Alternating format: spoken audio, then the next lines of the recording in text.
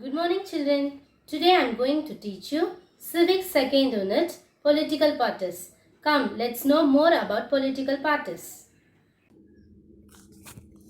Today we are going to learn the second unit, Political Parties.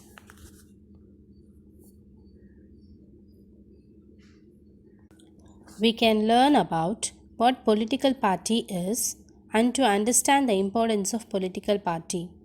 To know the role and the functions of political party, to understand the party system in India and the role of opposition parties in this lesson. Do you know, children, in the earlier times, emperors and the kings ruled India. The king was the supreme head of the legislative, executive, and judiciary branches.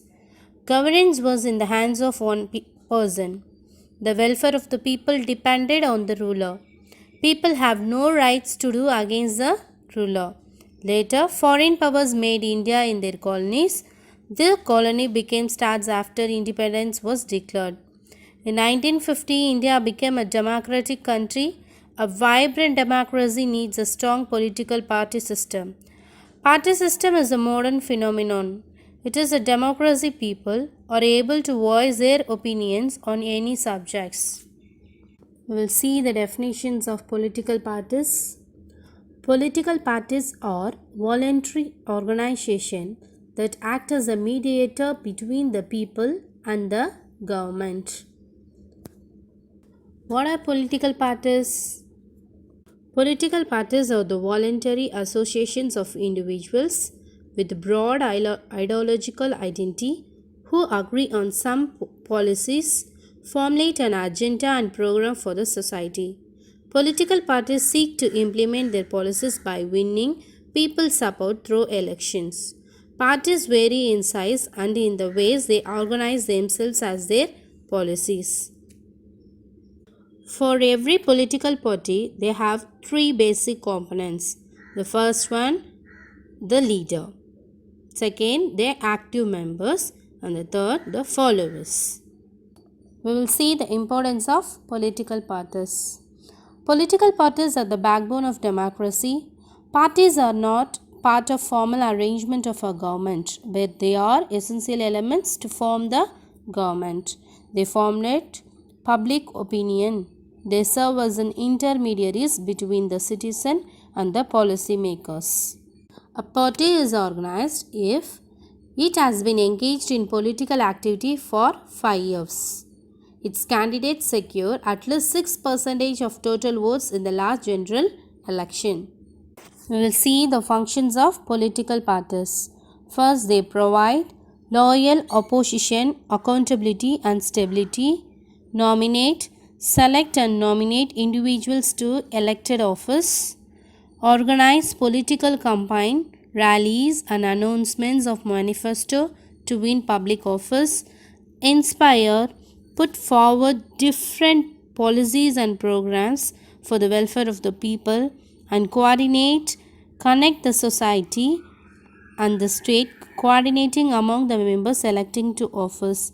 At last, they govern. Yes, form and run the government and develop public policy. The characteristics of political parties. Political parties consist a group of persons of common goals and shared values. So all the members of the groups must have a common goals. Have its own ideology and program. Capture power only by constitutional means. Endeavor to promote the national interest and national welfare. And also they will have the party manifesto. During the campaign before election, the candidates announce the programs and policies that their party will undertake if voted to power. Generally, there are three types of political party systems in the world. They are as single party system, biparty system and multi-party system. In this system, only one party exists and there is no opposition party. It has complete control over the state. Single party is existed in the communist countries such as China, North Korea and Cuba. In biparty system, the power is usually shared between two parties. One of the two parties, one becomes a ruling party and the other becomes opposition. Example, biparty systems can be seen in UK, the Labour Party and the Conservative Party, and in USA, the Republican Party and the Democratic Party. In this system, there are more than two political parties with different policies and objectives have a competition for power. This type of party system is in existence in India, France, Sweden and Norway. How to form a political party? Must get registered with the Election Commission of India first and must have at least 100 members. Each member needs to hold a voting card. And the third one, they have a separate party constitution. Countries that follow a federal systems have two kinds of parties. India's party systems originated in the late 19th century.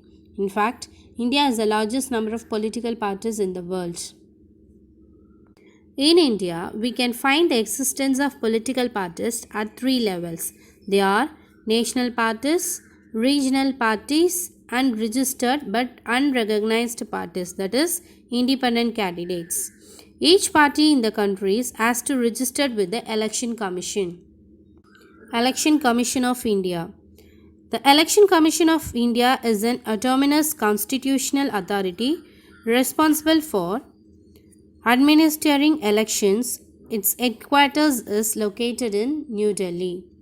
Every party in the country has to register with the Election Commission. Election Commissions of India have some criteria for the recognitions of political parties in India. For the national parties, they have some criteria. Let us see to that. First point, a party that secures at least 6% of valid votes in Lok Sabha election or assembly elections in 4 states. They must win 4 seats in Lok Sabha from any state or states. It has to win 2% of seats in Lok Sabha from at least 3 different states in the last general election. Criteria for regional parties. A party that secures at least 6% of the valid votes in the state legislative assembly election. They must win 1 Lok Sabha seat for every 25 seats or at least 2 seats in legislative assembly. Needs to win a minimum of 3% of the total number of seats in legislative assembly. Independent candidate. An independent candidate is who wishes to contest in either of the parliamentary or state assembly but does not have an affiliation with the other parties may contest the election as an independent candidate. What is meant by recognized parties?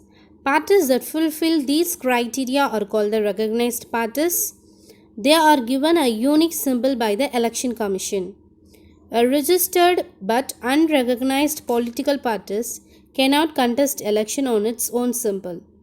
This party has to choose one symbol from the free symbol poll panel announced by the Election Commission.